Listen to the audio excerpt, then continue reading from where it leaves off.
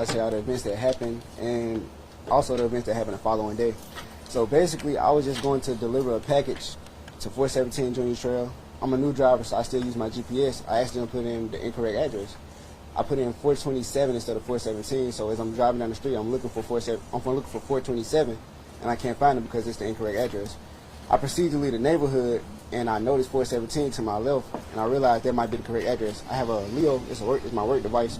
I check it. I confirm that 417 is the correct address rather than 427. I turn around in the random yard and proceed to the address. I hop out, deliver the package, and hop back in. There's a house in the background on the same plot of land, and a white pickup truck starts approaching me from that house. I'm thinking they just leaving the yard just to go somewhere, but then they get like extremely close to me, start blowing the horn, so I thought I was in the way. I proceeded to try to leave the yard, and the dude or whoever was in the truck tried to cut me off. I swerved around him, and I just like started hitting the gas to try to get out of there. I didn't know what his intentions were. I drive down about 2 or 3 houses, and there's another guy standing in the middle of the road with a gun pointed at my window, and he's mouthing the words "stop," and he's doing his hands like this with the gun, "stop."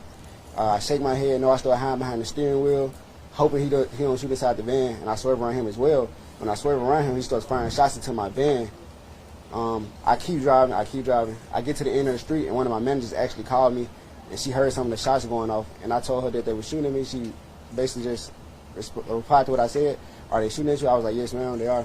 She was like, "Just hurry up, get back to the station as fast as you can." So I'm still hitting the gas at this point, and I noticed a white pickup truck behind me. They end up chasing me all the way out the city, like to a highway. I think it was Highway 55. It's right there by a truck stop in Brookhaven. And I drive down about 10 to 15 minutes until I feel safe. I call a different manager. I let him know what's going on.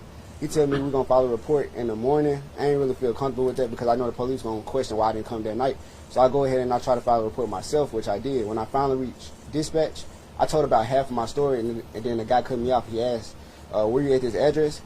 And I said, "Yes, sir." He said, "We just received a call about a suspicious person from this address."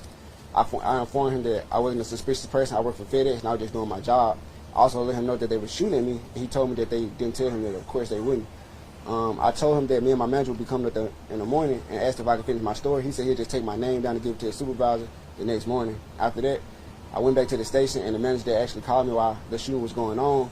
We checked the back of the van. There was all type of bullet holes in the back of the van, inside packages. The package was like right behind me, like the bullets literally could have hit me. I had to file a report with FedEx that same night, and after that we went to the police station the following morning. When I got to the police station, they weren't really taking me serious. I dealt with like 3 different officers. The first officer, he actually took down my statement, and I told him the story like 3 or 4 times, but he just kept changing my words. I'm not sure why, if it was protocol or whatever he was trying to do, but I'd tell him the story, he'd be like, "So this is what you saying happened?" I would say, "No, sir, this is what happened. We did it."